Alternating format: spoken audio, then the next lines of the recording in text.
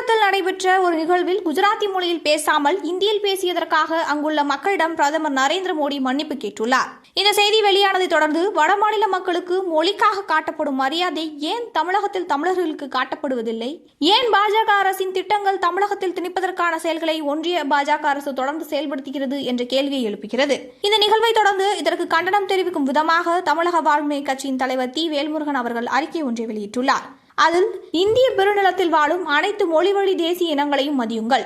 குஜராத்தில் நடைபெற்ற ஒரு நிகழ்வில் குஜராத்தி மொழியில் பேசாமல் இந்தியில் பேசியதற்காக அங்குள்ள மக்களிடம் பிரதமர் நரேந்திர மோடி அவர்கள் மன்னிப்பு கேட்டுள்ளார். இந்த செய்தியை கேட்டவுடன் தமிழர்கள் மனதில் எழும் கேள்வி இதுதான். தமிழர்களிடம் ஏன் இந்த மரியாதை காட்டப்படவில்லை? தமிழ் தமிழர்களின் உயிர் மொழி, தமிழரின் பெருமையும் அடையாளமும் ஆகும்.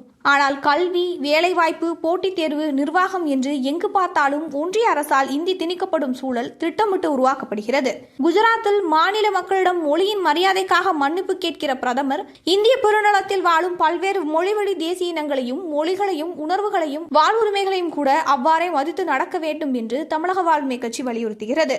அத்தோடு இந்திய பெருநிலத்தில் வாழும் அனைத்து மொழிவழி தேசிய இனங்களையும் மதிக்கும் விதமாக ஒன்றிய அரசின் பட்டியலுக்கு மாற்றப்பட்ட கல்வியை உடனடியாக மாநில அரசு பட்டியலுக்கு மாற்றிடவும், ஒன்றிய அரசின் அனைத்து துறைகளிலும் அந்தந்த மாநில மக்களுக்கு 90% வேலைவாய்ப்பை உறுதி செய்தும் அறிவிப்பாணை வெளியிட தமிழக வாழ்வுரிமை கட்சி கேட்டுக்கொள்கிறது என்று தெரிவித்துள்ளார்.